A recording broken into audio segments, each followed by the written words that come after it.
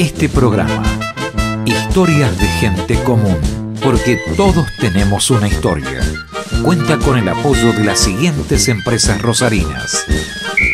Tengo una idea. La idea es el deporte. Sport 78. Rosarino por deporte.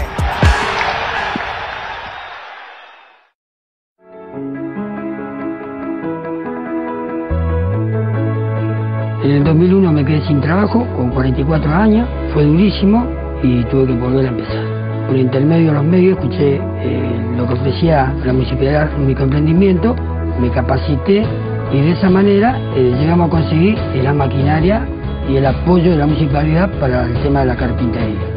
Así como reciclo la madera, también reciclé parte de mi vida. Así, de esta manera, estoy demostrando que nada es imposible, que todo es posible cuando hay voluntad.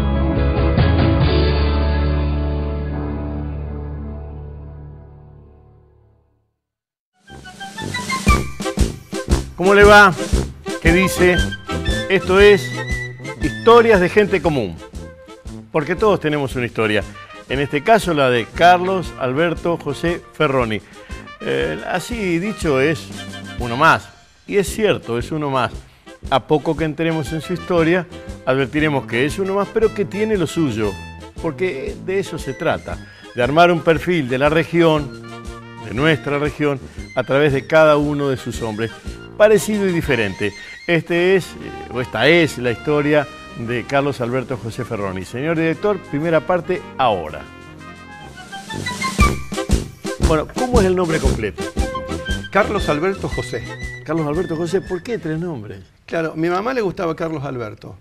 Y nací el día de San José, que es el 19 de marzo, y mis padres fueron muy católicos. Así que me tuvieron que poner José también. Ferroni es italiano. Es italiano, del norte de Italia. ¿Y la madre? Mi mamá, Musto, vasco-francés. Entonces, a ver, vamos de nuevo. Italiano del norte, no meridional. Claro. Y vasco. Así es. ¿Y en la infancia en Rosario? Sí, en realidad nací acá en el Rosario, en el centro, pero vivíamos en Fisherton nosotros, Brase y Donado. Cerca de la capilla de Fisherton. Y así que, digamos, nací y viví ahí en Fisherton hasta los 19 años, 18, que recién ahí nos mudamos a Funes, que es donde vivo ahora. Era barrio y estaba separado del centro en esa época. Era lejísimo. Venir al centro era... Era un viaje. Un viaje largo, muy largo, y había muy pocas casas. Me acuerdo, yo vivía en Brase y Donado.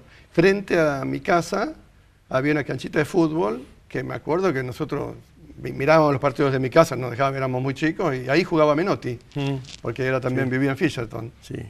Pero bien barrio y muy pocas casas. En esa manzana eran dos casas, la nuestra y una de la parte de atrás. Hay gente que dice que esas amistades no se olvidan nunca, porque son muy desinteresadas, las de infancia. ¿Tenés amigos de infancia? Tengo amigos más que de infancia, de adolescencia. Porque yo hice, por ejemplo, hasta cuarto grado, hice en el colegio San José, ahí, Presidente Roque Salta. De ahí mi papá era piloto de aviones. ¿Piloto de aviones comerciales o...? No, privados. Era, por ejemplo, empezó a hacer a una empresa grande que era Ronchetti Rassetti, hacía piloto de prueba, después empezó a trabajar ahí, después iba a Estados Unidos, viajaba en avión de línea y traía los aviones volando desde ahí. Cuando en cuarto grado lo trasladaron a Buenos Aires porque la empresa abrió en Buenos Aires. Así que fui a Buenos Aires hasta segundo año, tercer año en un colegio en Martínez.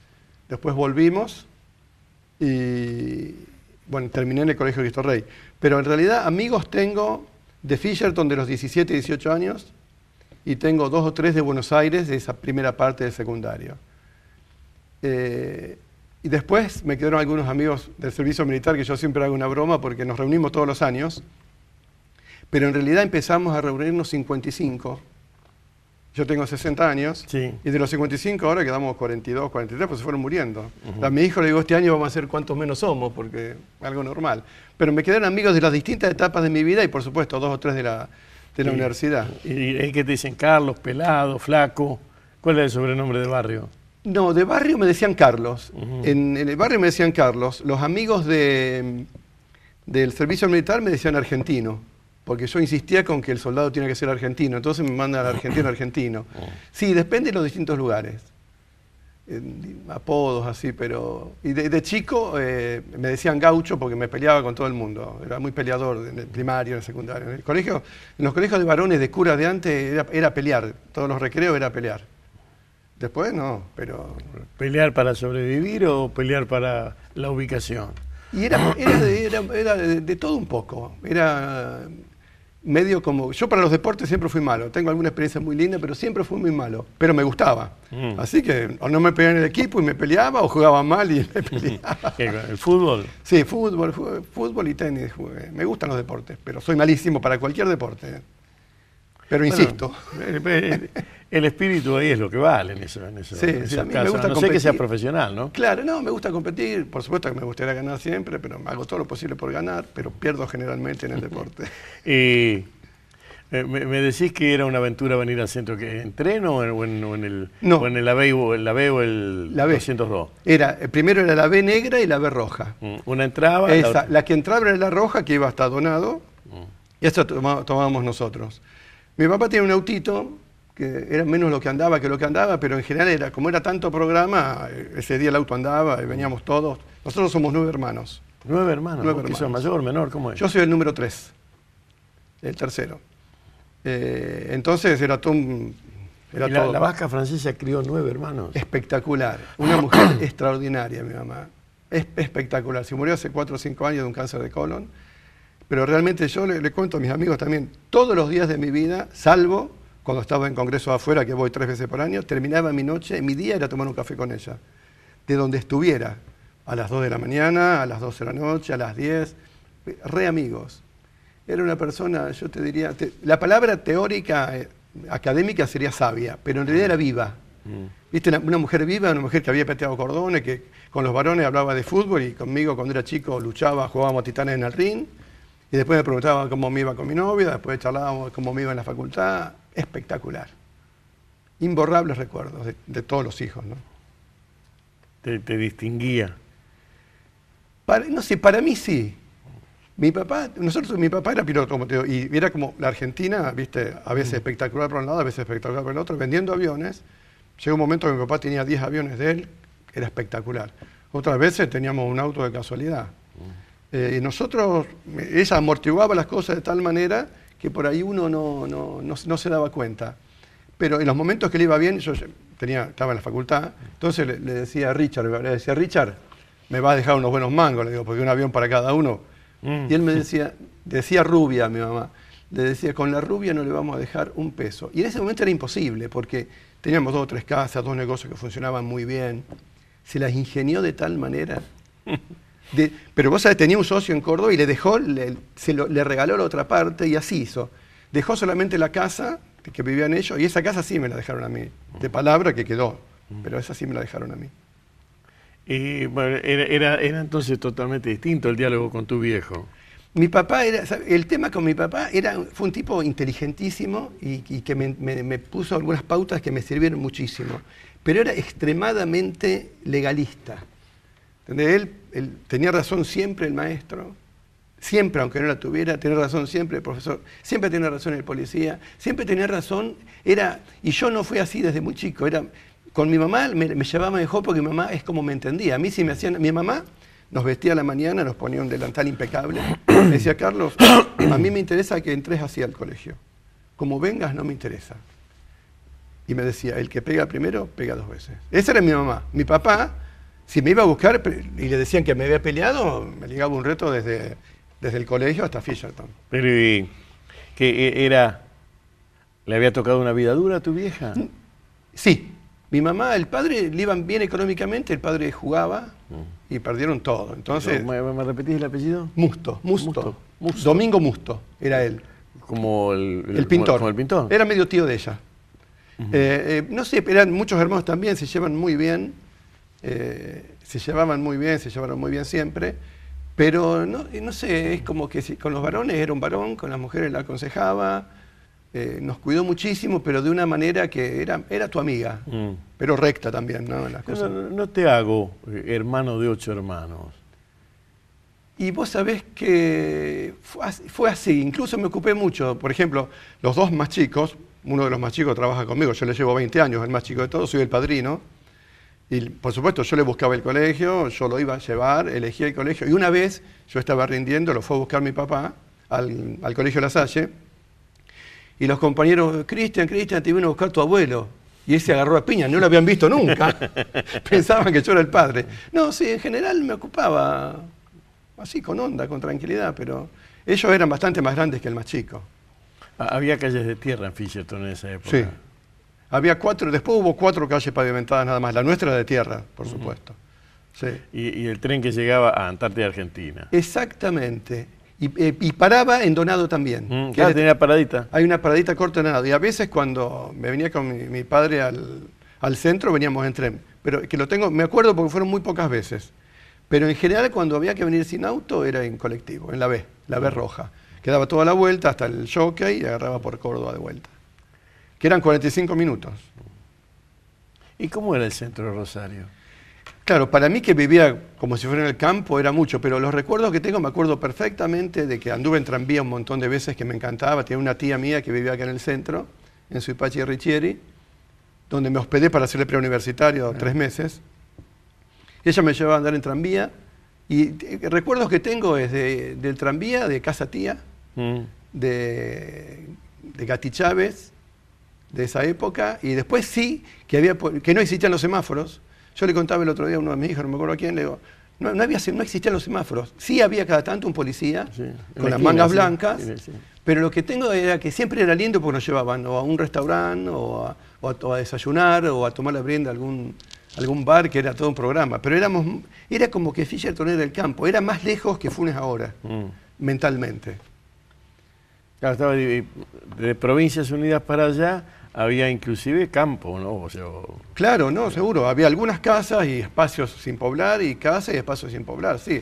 Era muy poco, uno lo ve retrospectivamente, era poquísimo, pero era todo como cuando uno salía de ahí, además 9 hermanos y bastante seguiditos, éramos como una especie de comunidad, se hacía casi todo ahí.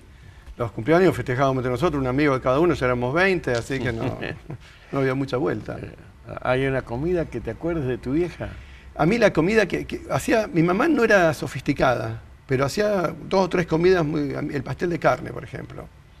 El pastel de carne lo hacía espectacular y es la comida que aún más me gusta. Y soy muy crítico porque si no le sale parecido a ella es feo. Y nunca, porque ese buquete es el... Sí, además el apodonto y doradito arriba y lo rayaban arriba con un tenedor así para ponerle azúcar, es un manjar. Sí, esa es la comida que más me gusta. ¿Y en la facultad cómo te fue? ¿Era de llegar a penita? En la facultad me fue mal. En este sentido, yo entré, hice el preuniversitario, nos inscribimos 5.000 y entramos 300. O sea, eso me fue extraordinariamente bien. Después era justo la época de la 72, 73, 74. Cerraban la facultad todos los días, yo me peleaba todos los días. Hice primer año y después me fui a hacer el servicio militar. Y ahí perdí 2 años. Porque yo hago el servicio militar, cuando falta un mes para salir, muere Perón. Entonces nos quedamos 2 o 3 meses más y eran todas materias correlativas en esa época. Así pude estudiar, pero tenía que esperar para cursar el otro año. Así que entre que hice primer año y enganché el segundo año pasaron casi 3 años y medio. Ahí me atrasé mucho. La medicina hospitalaria, el Centenario, era distinto, estamos hablando de 30, 40 años atrás. Sí. Venían de la región al Centenario, ¿no? Bigote, yo te diría, venían de la Argentina y venían del mundo al Centenario. Yo tengo la posibilidad ahora, gracias a Dios, voy a hacer cirugías o conferencias a Chile, a Uruguay, a Perú, a Ecuador y a Brasil, y me hablan del Centenario. Que venían a hacer consulta o llamaban a médicos del Centenario en consulta. El nivel era superlativo. Yo creo que el nivel clínico y quirúrgico de esa época, de 1970, de ahí unos añitos más, era de los mejores del mundo por lejos. El nivel académico pero además, yo a veces le digo, porque uno ve diferencias que por ahí a algunos le molestan, pero a mí no me molesta mencionarlas, pero mis profesores de anatomía, por ejemplo, el doctor Vilaggi Leiva y varios profesores más que había en esa época, Antonio Francisco Radamés Monzoni. Claro, por ejemplo. Manzoni. Por ejemplo. Sí. Pero eran, independientemente de que sabían lo que uno no podía saber ni con 5 bibliotecas, eran caballeros educados. Yo me acuerdo que más de un profesor el viernes daba la clase, por supuesto impecable, saco, corbata, delantal, inspiraba respeto verlo. Independientemente de eso, porque yo creo que el médico también cura con la presencia, por eso, pero el médico para mí tiene que estar impecable, le decían, mañana en el círculo, así, dan tal obra. La semana que viene la comentamos. Tal día, en tal lugar, toca tal orquesta. El profesor de anatomía. Entonces, a uno lo llevaba, era algo, y además uno veía el trato entre ellos, veía la distinción que le hacían así que médicos extranjeros.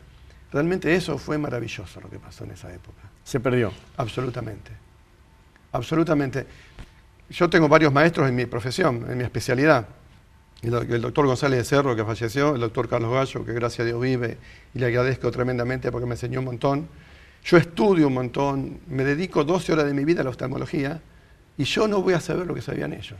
Yo no sé qué pasa con el conocimiento, pero yo tengo la idea que ellos siempre saben más que yo, y van a saber siempre más que yo. Me decís que el centro era Casatía, Gatti Chávez. Sí. ¿Lo caminaban al centro? Sí. Tomábamos el tranvía, encima nos poníamos la ropa de salir, porque claro, de entre casa era un shortcito, una remera y una zapatilla vieja. Para venir era un pantalón, una camisa y zapatos con medias blancas. Que los zapatos nuevos siempre que pues, se usaban para los casamientos, para la fiesta o para ir al centro. Así que caminábamos como locos, pero terminábamos con un dolor en los pies tremendo, en lugar de salir a caminar en zapatilla como se camina ahora, pero mucho. ¿Cuándo fue tu entrada a una milonga, a un baile? ¿Era la época de los asaltos? ¿Cómo era? Exactamente. Bueno, la primera vez fue en segundo año del colegio, que yo vivía en Martínez. Y entonces era un asalto que se hacía entre todos, compañeras y compañeros del colegio, en la casa de alguno de ellos. Y el primero lo hicimos en mi casa, porque yo vivía a 3 cuadras del colegio y nosotros alquilábamos ahí una casa grande, y en eso mi papá no quería y mi mamá regamba, no, que vengan, entre que salgan, que vengan acá a casa. Esa fue la primera vez. Y después hacíamos bastante seguido, yo te diría que no pasaban 15, 20 días. Era un grupo muy lindo. O sea, durante 2 o 3 años, 2 veces o 3, pero era siempre en casa de familia, durante el secundario. Claro. ¿Y las lecturas? ¿Leían los diarios? No, ¿Se leía el diario? Mi papá fue un fanático de leer diarios, de leer. Mi papá leía, mientras no trabajaba, leía. Pero, te digo, de comprarse todos los días los 4 o 5 diarios más conocidos, y se leía la misma noticia por todos los diarios, y yo le preguntaba, ¿para qué? Y me decía, son enfoques absolutamente diferentes. Mi papá era súper lector. Yo leo los diarios desde que tengo la computadora o la laptop o la tablet. No, a mí el diario me molesta el hecho de que me ensucie los dedos. Me molesta. Y entonces lo hago ahí, lo leo. Y si no, los domingos para el ojeo, que no me lavo las manos ahí como en mi casa. Pero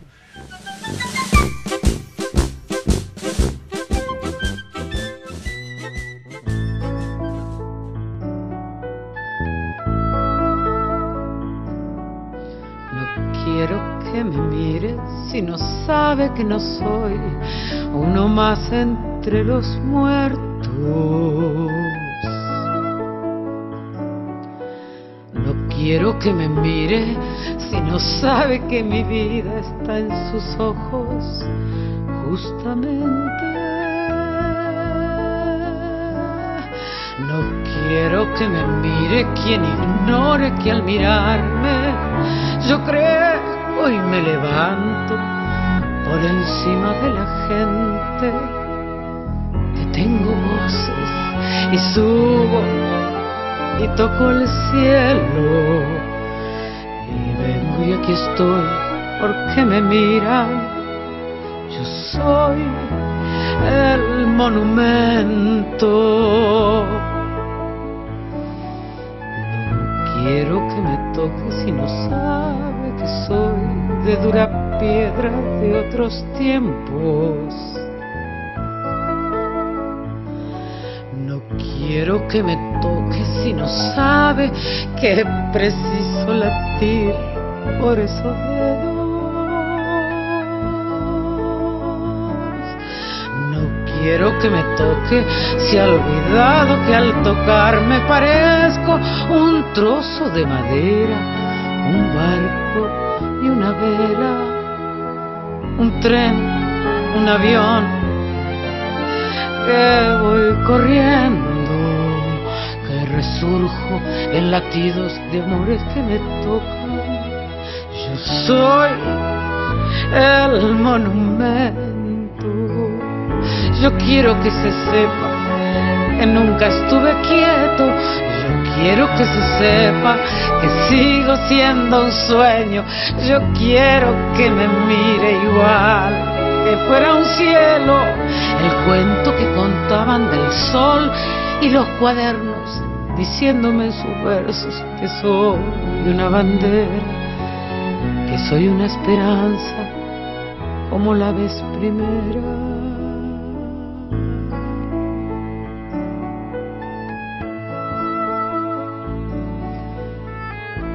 Quiero que me mire si no sabe que mira su rostro en un espejo.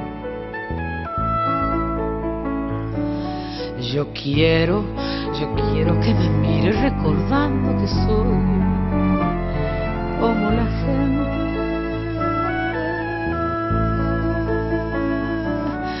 No quiero que me toque, se ha olvidado la historia de mi cuerpo, compuesto de ilusiones, amores y recuerdos, ejércitos y madres y trigo y un labriego que me soñó diciéndole en su puerta: soy Juan, tu monumento.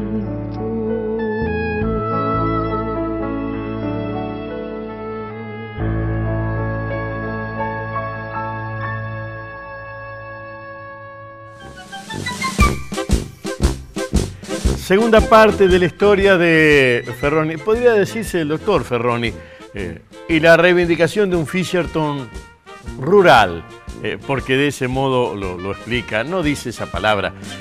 Vamos a ir con este segundo bloque de historias de gente común, porque todos tenemos una historia. En este caso, como digo, Fischerton, un armado de una vida... Una familia numerosa sería ahora, súper numerosa.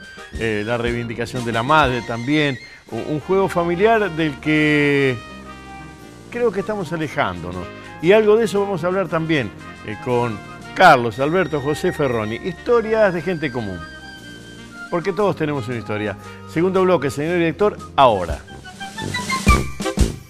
¿Cuál fue el libro, novela que se te quedó en la cabeza de decir esta? El primer libro que me interesó fue El rostro oculto de la mente, de Fulton Sheen, que era un filósofo, un pensador, y estudió mucha neurología.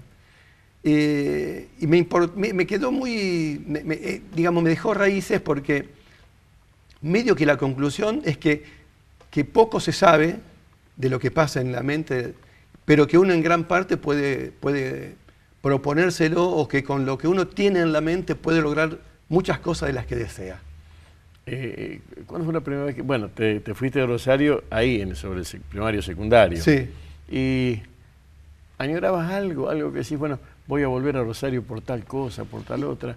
Porque te fuiste con padre, madre y hermanos. Sí. No, porque la verdad que no. Tenía todo el nerviosismo de empezar en un colegio nuevo y mixto. Que yo había ido siempre al colegio de cura y de varones solos. Pero ahí me enganché enseguida. No, ahí no. Más me molestó, que lo sentí más cuando me fui de Fischerton a Funes, que tenía 18 años. Porque ahí sí tenía amigas y muchos amigos. Y entre que estaba en Funes y tenía que ir a la facultad todo el día, ahí me desconecté muchísimo. Ahí sí me sentí medio un desarraigo, en esa parte. No cuando era más chico. ¿Y peleabas con la ciudad o era acogedora? ¿Esta? Sí, no, sí. No, la verdad que no. Me resultó, a mí me gustó Rosario, me gustó, y es más, siempre tuve, nosotros tenemos una clínica en Buenos Aires, desde hace como 12 o 13 años, que voy los días miércoles. Solamente voy para molestar a los porteños. Solamente voy. Y ahora estoy re contento porque hay un aura desde hace, te diría, 10 años a esta parte, de todos mis amigos que criticaban la ciudad que están enloquecidos. Y que se habla y que los terrenos en Rosario son caros y que hay muchas obras de teatro y que hay muchos restaurantes, que vienen a ver la costanera. Eso a mí me enorgullece, pero luché, y, digamos, lo que sentía de malo era que era del interior, que era rosarino, que Buenos Aires es Buenos Aires, mientras que Buenos Aires es extraordinaria y Rosario es más extraordinaria. Yo voy a dar las charlas, como te decía, gracias a Dios tengo la posibilidad en montones de países del mundo, y lo primero que pongo es la bandera argentina y la ciudad de Rosario. Digo, yo soy de Argentina, Rosario, porque los porteños ponen Buenos Aires, donde eso no ponen de Argentina, ponen de Buenos Aires. Y los demás lo tienen que saber, de hecho lo saben, ¿no? Pero tienen que poner Argentina, Buenos Aires, Argentina, Rosario. Bueno, cuando mirás los diarios, por ejemplo los de Francia, cuyo eje es París, pero después de París es provincia. Claro. Y acá ni siquiera nos cabe eso, porque provincia es provincia de Buenos Aires para los diarios desde el periodismo. La división es capital, provincia e interior. No, o sea, hay una diferencia técnica en dónde va la noticia. La noticia es nacional y Buenos Aires va con las noticias nacionales. Después viene provincia, que es provincia de Buenos Aires. Y después, recién el armado de los diarios, fíjate, es interior.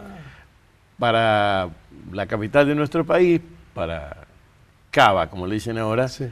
El interior es una cosa y provincia es provincia de Buenos Aires. Nosotros no somos ni siquiera provincia. En cambio, cuando, por eso te citaba los diarios de franceses, provincia es provincia, todo es, provincia menos París, ¿no?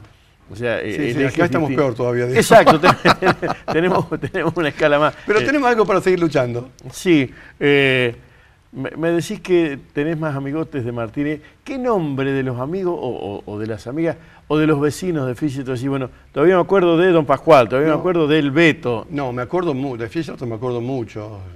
Por ejemplo, la familia Berman, que eran muy amigos míos, Víctor Berman, que era un ingeniero, que lo veo cada tanto, pero muy cada tanto lo atiendo porque viene poco, pero los Berman los quiero muchísimo. La familia Barbará también quiero mucho, que los conozco de ahí. La familia Bianchetti, una familia muy arraigada, también tenían muchos hijos, eran muchos hermanos como éramos nosotros. Tengo y me encuentro por ahí con gente, en realidad ahora por ahí los atiendo, por ahí los opero y recordamos. En esa época inclusive había caballos en la zona de Fischerton. Pero caballos, había caballos, vacas. Yo, por ejemplo, me acuerdo perfectamente bien que el lechero, que era Don Sánchez, iba en carro a llevar la leche a mi casa, en los tarros grandes plateados y la medida del litro, y uno veía como... Nosotros dejábamos siempre 4 o 5 litros, porque siempre fuimos muchos, pero... Y después el verdulero, iba a caballo el lechero, iba a caballo el verdulero y iba a caballo el botellero. El botellero pasaba una vez por semana o cada 15 días. Una botella, lo que hubiera, y siempre eso se lo agarraba mi mamá. Sí, era la moneda. Era extraoficial. Ese sí que era dinero negro. Claro, ahí no había AFIP ni nada. Pero, bueno, ¿cómo es tu familia hoy? ¿Tu familia? Mi familia es, bueno, mi esposa, 5 hijos y yo. ¿Cómo es el nombre de tu mujer? ¿El nombre? Margarita. Y a los chicos, vos, si les contás esto, ¿te lo creen? ¿O te lo creen porque se ríen?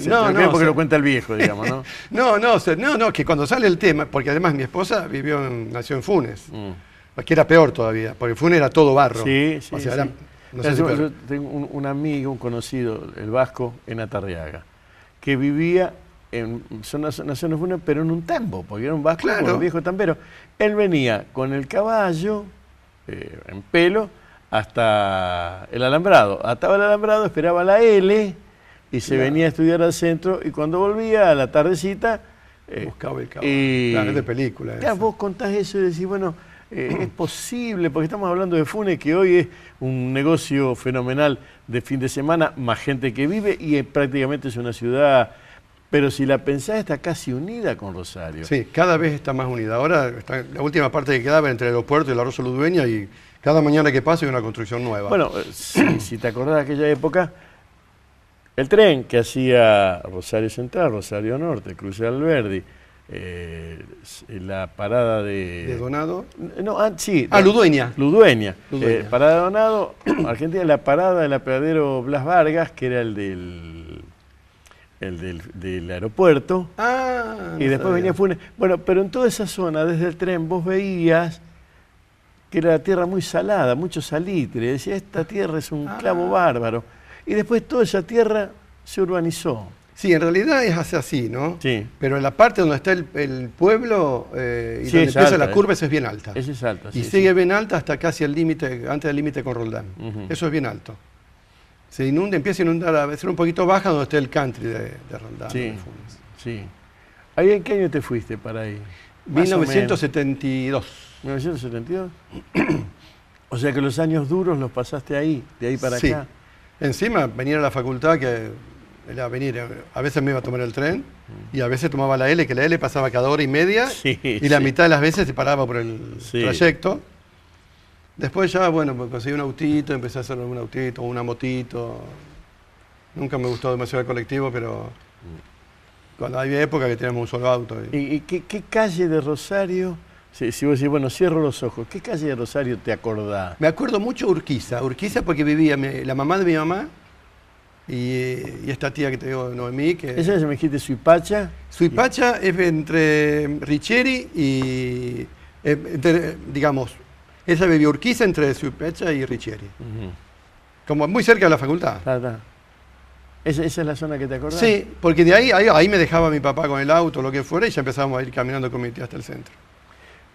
¿Eso sería barrio Facultad o barrio Centenario, barrio del Hospital? ¿Qué Sí, sería? sí, porque sí. eso no es ni Pichincha, ni Echesortu. No, sé No, cómo le se- dicen facultad al barrio Sí, ese. sí. Barrio facultad. ¿Y cómo era la economía en esa época? ¿Con qué salías? ¿Alcanzaba para un café? ¿Salías con plata en el bolsillo? No. ¿Cómo era? No. Yo de chico me acuerdo que mi mamá, cuando yo iba al colegio primario, me daba $1. $1 y yo me compraba en el recreo del medio 4 facturas. Chau peso. Eso en la primaria. En la secundaria me daba 5 pesos. Y yo en la recreo del medio me comía un sándwich y una gaseosa. Y chau, 5 pesos. Cuando empecé la facultad, yo rápidamente empecé a hacer guardias de vacunador en un dispensario en el Harry Dunan, en Derqui y Ceballos, por ahí. Entonces ahí ya hacía guardias de vacunador en primer año y ganaba un manguito, pero tenía poca plata. Pero, por ejemplo, el gasto era, cuando tenías plata, salías con una chica y comías una hamburguesa y una coca. Y entonces no alcanzaba para ir a bailar. Y si no, la pasaba a buscar después de comer y ibas a bailar.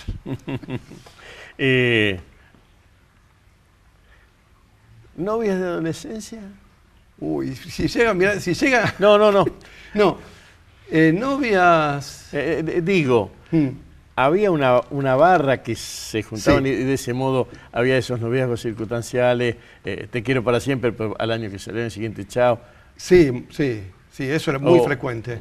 Era muy frecuente y los ciclos yo diría que eso eran menos de un año. Los ciclos se iban repitiendo, depende de los distintos lugares que uno estuviera también, porque medio que fui rotando un poquito. Pero era tal cual como decís, era grupal. En un grupo y se armaban esta pareja y bueno, 6 meses, 8 meses y esa se armaba y se armaba otra para otro lado.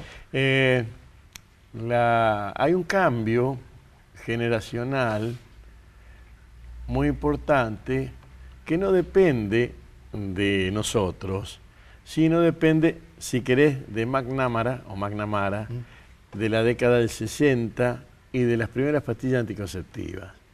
Sobre el 60 cambia el código sexual, el lenguaje del sexo cambia porque la mujer, tomando esas 21 pastillas, no queda embarazada. Entonces es distinta la relación. Pero sobre el 70 a eso se le agrega cierta liberación, porque ya lleva una década el juego. Y es la década de los compromisos sociales en América, con bien y con mal de esto, ¿no? La década del 70 es la década de, comillas, las revoluciones en América. ¿Qué viste acá de eso? Porque es tu época, según lo que me estás contando, tu época de flash en la universidad. Sí. Realmente yo tengo una visión muy particular y tuve esta oportunidad de vivir. Imagínate, yo vengo de un hogar normalmente constituido de padres católicos. ¿Ibas a misa? Sí, iba y voy. Y voy todos los domingos. De padres católicos, entro a la universidad. En la universidad, la realidad, lo que yo veo era un grupo de personas que remueven, un grupo de centro de estudiantes, algunos que hacen lío para un lado para el otro. Vamos a pelear con la policía, porque fue la época brava. Y ese grupo de los cabecillas, cuando se armaba el gran lío, los veía yo, se escapaban por el Centenario. Y los mismos venían al otro día a decir, hicimos esto. Y un día en la asamblea se armó un despegue, casi me linchan, porque yo los estaba viendo lo que estaban haciendo. Tengo la suerte de prueba anatomía y voy a hacer la colimba. Voy a hacer el servicio militar. ¿Lo hiciste con 18? No, lo hice con 19, creo, 20. No sé, porque como pedí un año de prórroga, no me acuerdo. Pero fue en el 63, 74. Sí. Si es la muerte de Perón, 1 de julio de 1974 bueno, muere Perón. Entonces yo lo hice 73 y parte de 74. Ahí veo, y por ejemplo, a mí me tocaba ser custodia de un coronel. Y yo llegaba a la casa y veía la familia destripada. Lo veía. Y yo me asociaba una cosa y veía entonces, la verdad, viví todo. Por eso las cosas que leo en general son de esa época, porque me acuerdo hasta los nombres y los apellidos. O sea, cuando a mí me quieren decir algunas cosas me las pueden querer dibujar, pero otras las viví tan de cerca, con nombre y apellido, que es una realidad muy diferente a la realidad que en realidad uno escucha. ¿Y Rosario cambió? Sí. Sí, Rosario cambió. Absolutamente. Cambió primero porque hubo una gran división ideológica, de manera de pensar y de veredas. Que eso yo creo que todavía no se borró. Ni al revés, creo que se está profundizando. Pero a partir de ahí había mucha gente que decía, bueno, ahora podemos salir a la calle tranquilo, y otros no podían salir tranquilo, y viceversa. Y entonces el que había tenido un problema con un hijo, y bueno, entonces todo estaba mal, y el que le habían salvado el hijo, todo estaba bien. Yo creo que en Rosario cambió. Cambió incluso la fisonomía de la ciudad muchas veces, porque era una ciudad distinta. Era donde había bombas, donde iban a secuestrar, donde pusieron bombas. Me acuerdo una vez que pusieron una bomba en el departamento de un teniente coronel por Boulevard Oroño. Yo pasaba antes y pasé después, y ese lugar no es más igual. Y la gente tampoco es igual y nadie quería pasar por ahí. ¿Cuál fue la primera ciudad, el primer país donde viajaste? Estados Unidos. Viajé, empecé, con mi padre fuimos en el 78. Fuimos mi padre, mi madre y todos los hermanos solteros. Estuvimos un mes y medio, fue un viaje maravilloso. Me acuerdo, mi papá dijo, vamos a organizar el viaje, viajemos ahora porque si no, no viajamos más. Porque se viene un lío en la Argentina. Dicho y hecho. Estuvimos un mes y medio. Llegamos a Miami, alquilamos un auto, fuimos hasta la costa oeste, de ahí hasta Canadá, en una rural grande, y volvimos todo por el oeste. Por el este y por el centro hasta Miami de nuevo. ¿No te dieron ganas de quedarte? Muchísimas ganas de quedarme. Y voy 3 veces por año, a veces a dar un curso y muchas veces a aprender, y cada vez que voy me dan ganas de quedarme. Es un país al cual admiro, con todos los defectos que tiene, pero lo admiro porque no me quedé ahí, y no me quedé en 1996, tuve la gran oportunidad de irme a trabajar a Estados Unidos. Porque yo hacía una técnica que se llama la SIC, que en Estados Unidos recién empezaba. No me fui porque no me considero nacionalista, pero sí creo que soy patriota. Y hay mucha diferencia entre una cosa y la otra. Y me iba a sentir que dejaba mi patria si me iba. Pero estoy retentado ahora, todavía. Porque me gusta el orden, me gusta la disciplina, me gusta la limpieza, me gustan las mismas reglas de juego, me gusta el respeto, me gusta que nadie caminando me lleve por delante, no me gusta que nadie me empuje, no me gusta que nadie... Y yo no lo hago, me gusta que esté todo bien, me gusta que si pago las cosas vuelvan, me gusta que haya premios y castigos, me gusta el respeto al que sabe, y no... acá realmente estoy muy desilusionado.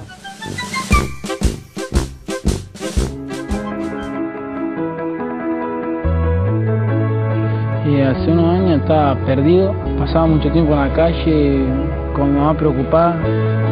Un día me invitó una amiga a una práctica de hockey que ella hacía. Fui, la acompañé, me gustó la práctica de hockey y me quedé.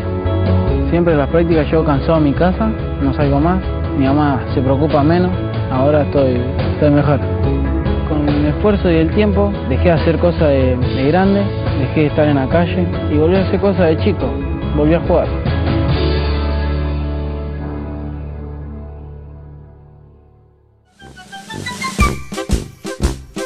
Tercer bloque de historias de gente común, porque todos tenemos una historia, podemos decirlo, con el doctor Ferroni, porque ese es su oficio, pero acá no estamos hablando de su oficio, de su profesión, de su diploma, estamos hablando de lo que siente el hombre, que no se puede ocultar detrás de cada profesión, detrás de cada profesional. Historia de gente común con el doctor Ferroni. Último bloque, y yo creo que las cosas que cuenta, el modo en que plantea su vida, su relación con la sociedad, es importante. Bueno, cada uno de nosotros es importante. Todos somos una historia. Finalmente, historias de gente común. Porque todos tenemos una historia. Señor director, último bloque, ahora. Hay un poema de una señora, Julia Priluski Farni, que no es nacida en Argentina. Creo que fue de las últimas que tuvo relación con Evita, pero era más joven, o por ahí. Dice que en el sitio donde se quiere morir y se quiere tener un hijo, ese lugar es la patria, ¿no? Ah, no donde uno nació. Es donde uno... Claro, bueno, ella es centroeuropea en origen, ¿no? Pero dice que donde se quiere tener un hijo y donde se quiere morir, o se planea vivir en realidad, ¿no? Es donde es la patria. Eso sería lo tuyo, ¿no? Sí. Sí, yo admiro mucho la evolución, me gusta mucho la tecnología. Yo viví, gracias a Dios me tocó, creo, la mejor etapa de la oftalmología de la historia. Imagínate que yo empecé a operar cataratas en el 1983-84, donde había que sacar todo el cristalino. La mayoría salía más o menos. El paciente quedaba 3 días internado. Después el que quedaba bien quedaba con un lente gruesísimo así, que no veía una goma. Hice todo eso hasta ahora, que es una cirugía que se hace con un láser, que hay que poner una gotita, que uno le dice, a vos te pregunté, ¿vos querés ver bien de lejos? ¿Querés ver bien de cerca? ¿Querés ver bien a todas las distancias? ¿A vos te gusta leer acá o te gusta leer acá? ¿A vos te gusta ver a 400 metros nítido o preferías 200 metros mejor que a 400? Es algo mágico, es maravilloso lo que pasó. Y yo tuve la suerte de vivir esa época.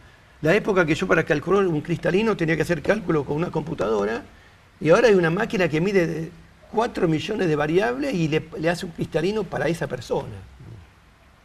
Fue maravilloso lo que pasó en mi vida en la medicina. ¿Y en el resto de la vida no pasó? ¿De mi vida o de la vida en general? Vos me decís eso, bueno, sí. Es un avance, la ciencia acoplada con la técnica, y un avance fenomenal, un salto cualitativo, poco menos que imposible de medir, porque eso vos me decís en el 80, si lo pensamos en el 1950, naciste por ahí. 53, sí. En el 53, menos que menos. No. O sea que en 53, ahora, en 60 años, páfate, todo se dio vuelta. Lo que te pregunto es, en el resto de las ciencias y en el resto de las relaciones sociales, ¿se pegó ese salto? No. Para mí es así. Por ejemplo, yo viajo mucho en avión, toda la vida, soy piloto, voy en un avioncito para dar una vuelta, pero cuando yo era muy chico, 6, 7 años, los aviones andaban a 900 km por hora. Ahora andan a 900 km por hora. O sea, ahí eso no evolucionó. Tendrán más forma, tendrán algo más, pero ahí no cambió, ni parecido el cambio este. A nivel tecnológico, por ejemplo, es una deuda para mí que, obvio, todo es por costo, ¿no es cierto? Ni hablar de dónde estaría la solución. Pero los aviones son parecidísimos cuando yo era chico, imperdonable. El otro, y después yo creo que fue a la inversa en las relaciones humanas. A ver. Yo, por ejemplo, no es que me acuerdo exacto, pero yo a veces veo filmaciones antiguas y las personas a la cancha iban de traje, de corbata, de sombrero, eran señores en la cancha. Respetaban al que estaba al lado. En la calle era lo mismo. Venía una señora, el señor pasaba, venía así, pasaba, se tocaba el sombrero. Hablo de signos, no es que yo me guío solamente por los signos, pero los signos algo tienen que ver. Ahora me pasa permanentemente y que me avergüenzo. Va una pareja a mi consultorio, le abro la puerta para que salga y el hombre sale antes que la esposa, o el chico antes que la novia, o el hermano antes que la hermana. Ojo, que no, digo pequeños signos que antes era diferente. Por eso creo que la sociedad, antes se saludaba, uno se encontraba con alguien y le decía buen día. Ahora es imposible, ¿no es cierto? Pero a mí me gusta entrar a un lugar y, por ejemplo, saludar, o a alguien que pasa al lado, mirarle la cara, ¿no es cierto? Todo eso creo que va para atrás. Ni hablar la cultura, ni hablar de que las personas ahora no sabemos hablar. Ni hablar que no tenemos cultura general. Para mí todo lo demás, la sociedad, a nivel científico en esta especialidad y en algunas más, y a nivel tecnológico fue un salto maravilloso. Y a nivel cultural y social fue tirarse al vacío para abajo. ¿Y quiénes fallaron? ¿Los líderes? Yo creo que, para mí lo que, la realidad, mi realidad, por ahí estoy re equivocado, y yo, la verdad que de lo único que, porque vos me sacás del único tema que sé hablar, que es oftalmología, me hacés hablar de temas que no manejo, o sea, por ahí diré barbaridades y las asumo y estoy dispuesto estás diciendo lo que sentís. Sí. Yo creo que toda la debacle de la Argentina cultural y social empieza a nivel gubernamental, clase política. Los políticos de antes eran otros políticos, con razón o sin razón, distintas tendencias, algunas ni las conozco, pero creo que todo empieza a nivel que los argentinos nos empezamos a equivocar a quién elegir. Y ahí empezó todo. Y ahí siguió todo y ahí se está profundizando todo. Por lo que te decía antes, no es posible, yo no entiendo, y no solamente yo, montones de personas en el mundo no entienden que vos vengas a tu trabajo, que vos quieras venir a trabajar y algunas personas no te dejen circular por una calle pública. Eso es inadmisible, eso es imperdonable. Eso es algo que también es inadmisible que un científico se esté muriendo de hambre. Y a mí me encantan los deportes y quiero que los deportistas ganen $1.000 millones por año. Pero también quiero que un científico. Yo en el año 83 venía por Córdoba para hacer la residencia en el Instituto del doctor Gallo del Toro Rosario de Cerro, y donde es el Patio de la Madera, había un cartel que decía son nuestros, son de Rosario. Estaba un cantante, estaba el Negro Olmedo, que está bárbaro, que lo quiero, que me encanta y que lo veo. Las otras noches lo vi con Sábado a la Noche, me entretengo. Y no me acuerdo, 2 cantantes y Olmedo. Y yo decía, ¿por qué no está ahí Carlos Gallo, Manuel González del Cerro? Son nuestros. Y eran respetados en Buenos Aires. Hay algo que eso es lo que está mal en la sociedad. Está muy bien que los futbolistas ganen un palo verde por semana, pero está muy mal que un docente gane 3.000 pesos por semana. A ver si logro resumírtelo. Vos decís que esa sociedad que es del espectáculo reemplazó a la sociedad de las jerarquías o de los valores morales. Más o menos es así. Algo habrán o habremos hecho mal. Pero, ¿por qué es tan...? A mí me gustan los autos. Por ahí tengo un auto lindo, el otro día salí de la clínica y 3 chiquitos, 10, 12 años. Uy, qué lindo auto, que aquí y allá.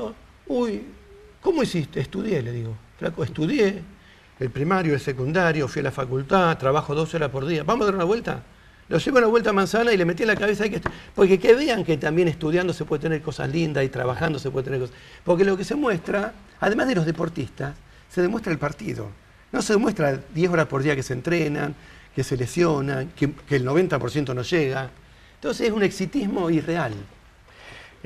Si tenés que a tus amigos en el mundo que venderles Rosario, ¿de qué modo lo vendés? Me resulta fácil la respuesta porque trato de hacerlo siempre. Yo le digo, Rosario, es la ciudad más linda de la Argentina, tiene lo mismo que Buenos Aires, pero con mucha más tranquilidad. Lo único que menor cantidad. Entonces tenemos muchos teatros muy buenos, tenemos muchos restaurantes muy buenos, tenemos el mejor río que tiene la Argentina. Tenemos todo, pero más chico y más cómodo. ¿Algún hijo le pusiste, Carlos Alberto José? ¿Algún hijo le pusiste Carlos Alberto José? Yo tengo, son 2 mujeres Que no pueden ser Carlos Alberto. No podían ser, pero son 2 mujeres, un varón y 2 mujeres. El varón... Ligo todo. No, el varón fue así. Mi esposa no quería que se llame como yo. Nunca quiso que se llame Carlos. Y yo siempre quise que se llame Carlos. Como yo fui a anotarlo, yo ya le dije, ¿cómo quería que se llame? Me dijo Javier. Bueno, yo le puse Carlos Javier. Así la vuelta causal de divorcio. No, ya estaba. Hecho consumado. No, sí. Sí, yo quise que poner, porque me gusta mi nombre. A mí me encanta Carlos. Y me gusta que me digan Carlos. Y me trajo mucha suerte el nombre. Carlos, gracias. Un gusto, muchísimas gracias. Cerramos. Hasta aquí llegamos con historias de gente común. Porque todos tenemos una historia.